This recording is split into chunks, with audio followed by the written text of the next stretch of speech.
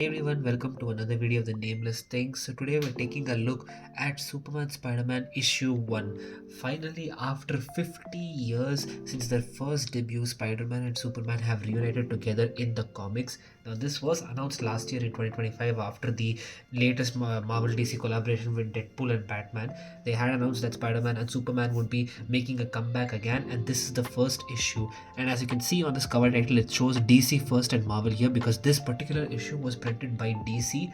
The crossover between Marvel and DC, which will be printed by Marvel, comes out in April. Now guys, this book has a lot of different variant covers, guys, and a lot of them are really good, but I just had to get this particular cover done by Gabriel Dell'Otto because one, his cover art is just so badass. Look at them both, just aura forming over there in this black suit in the night. It looks menacing as hell, and whoever they're after, that guy is dead meat. Even surrendering is not going to save him. Besides this cover, I really like the Rafa Sandova cover that was paying homage to the first issue that they both crossed over in, and I also like the Jim Lee cover a lot as well. Now guys, this book has a total of 72 pages with about 23 or 24 pages just for the main story. It has 8 different stories, and I have to say guys, after a long time, this comic book felt like a proper comic book I would read as a child because it just has so many pages and so many stories and so many different characters. It just made me so excited and happy. So without further ado, let's take a look into this book.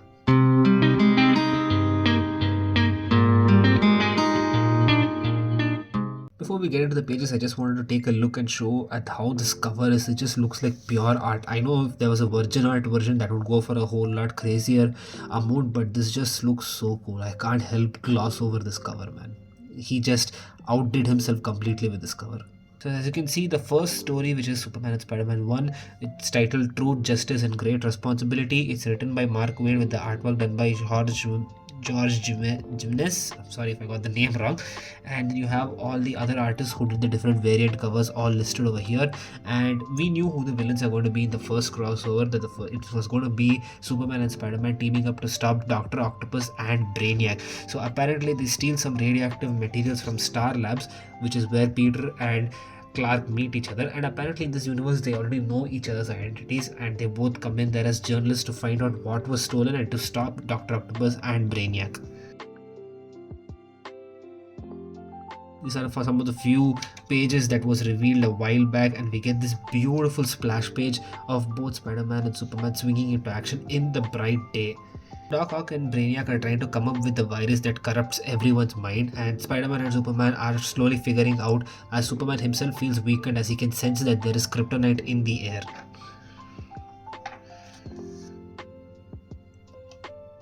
And while they try to halt all the chaos that is happening in the city, they're also trying to locate Doc Ock and Brainiac. And then Superman crashes into a lair, and we see Doc Ock with his kryptonite tentacles all around him.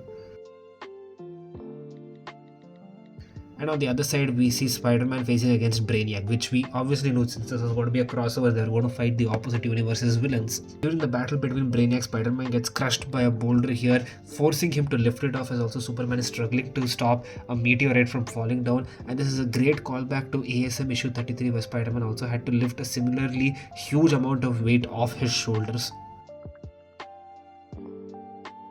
And the story finally comes to a great ending as Clark and Peter discuss about how Peter doesn't feel bad when he sells pictures to the Daily Bugle that always continues to slander Spider-Man, but Peter just says he doesn't really care about that because the only one person who's being hurt in that process is himself, and also the fact that J. Jonah Jameson is unknowingly funding Peter's college, which is going to be Spider-Man's tuition. This is an amazing homage to the original artwork of Superman and Spider-Man standing next to each other.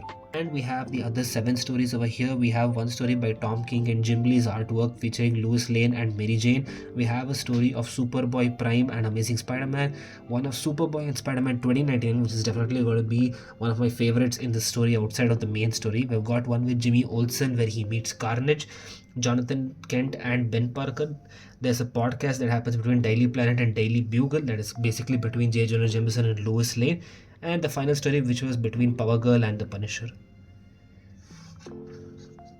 Basically, these are all just short stories about the title where these two characters meet each other. They don't go into the full details of a story. It's not complete. It's just about these two characters where they meet in one incident. While some of them are complete, most of them are not. I definitely like this one with Lois Lane and Mary Jane as they're both discussing how their lives are now that they are loving superheroes. And there's also this cool cameo of Gambit in this story. And how at the end of the day, no matter how weird their lives are, they wouldn't change it because they really love the person that they are with. This story of Superboy, Prime and Spider-Man has got to be one of the more weirder stories because it has a lot of fourth wall breaking where they fight the high evolutionary and interdimensional space, and it's left at a cliffhanger where you don't really know what's going to happen over here. You've got the story of Superboy and Spider-Man 2099, which is definitely going to be one of my favorites because this was the one story that where people really wanted Spider-Man 2099 to team up with Batman Beyond, and fans really are going to be so excited and so happy because finally in this story they do meet. I'm so happy that DC Comics listened to the comic book fans and gave us this encounter that we wanted. My only regret is that it ended so quickly over here, as you see, because they just met, they just got to know who they are and what their motive is, because Spider-Man 2099 is in Gotham City because he's here to stop the merger between LexCorp and Alchemax, because later in the future that will become a company that Doctor Doom in 2099 will take over and use for his evil deeds. And Superboy also says that there's a similar evil future because of this merger where LexCorp also does heinous things in the future. So all three, that is the Superboy, Spider-Man 2099 and Batman Beyond, all team up while Bruce is there on comms. I would so wish that this story gets its own independent one-shot story, guys.